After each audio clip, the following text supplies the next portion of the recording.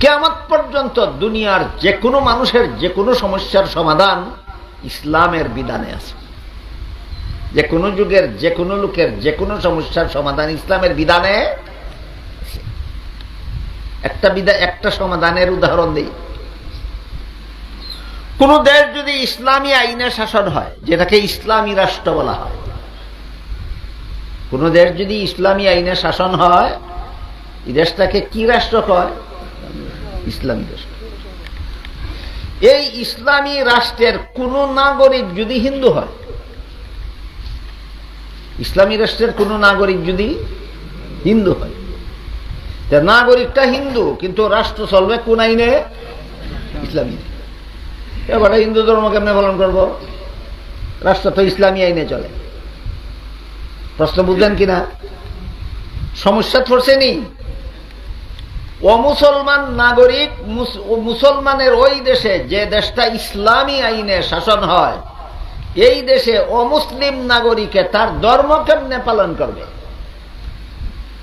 এই সমস্যার সমাধানই সূরাতুল বাকারার 256 নম্বর আয়াতে আল্লাহ দিয়েছেন, লা ইকরাহা ফিদ্দীন।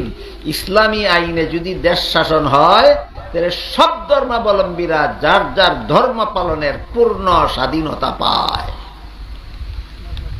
দেশ যদি ইসলামী আইনে শাসন হয়, তাহলে সমস্ত ধর্মাবলম্বী যার যার ধর্ম পালনের পূর্ণ স্বাধীনতা পায়। মন্দির ভাঙতে যাবে না কোনো মুসলমান, ইসলামী আইনে নিষিদ্ধ। পূজার সময় মন্দির পাহারা দিতে হবে না কোনো মুসলমানের, কারণ ভাঙতে যাবে না কেউ, পাহারা দেওয়ার দরকারই নাই। বুঝে থাকতে বলেন ইসলামী আইনে দেশ শাসন হইলে হিন্দুরা পূজা করতে পারবে না, না পূজার পূর্ণ স্বাধীনতা পাবে?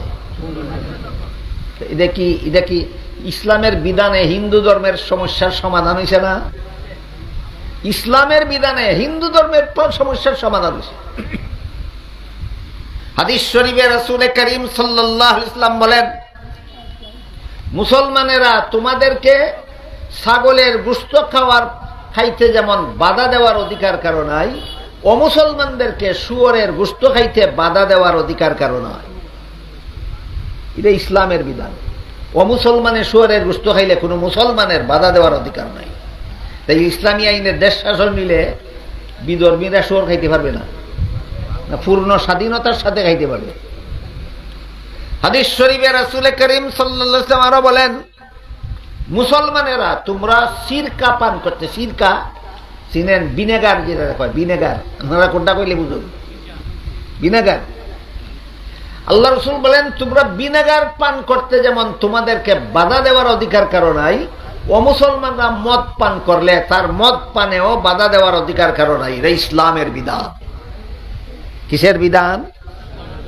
এবার বলেন, দেশটা ইসলামী আইনে শাসন হইলে ও মুসলমানদের সমস্যাবলীর সমাধান পাওয়া যাবে না, না ইসলামেই পাওয়া যায়? ইসলামে। এই কথাগুলি আজকাল কেউ বলেও না, কেউ শুনেও না, কেউ জানেও না, কেউ বুঝেও না। এই জন্য আল্লাহ পাক রব্বুল আলামিন বলেন, আল ইয়াউমা আকমালতু লাকুম দীনাকুম।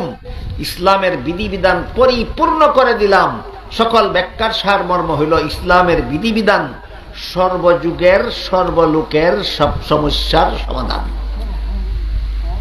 বলেন ইসলামের বিধিবিধান পরিপূর্ণ কথার সকল ব্যাখ্যার সারমর্ম কি? ইসলামের বিধিবিধান সর্বযুগের সর্বলোকের সব সমস্যার সমাধান।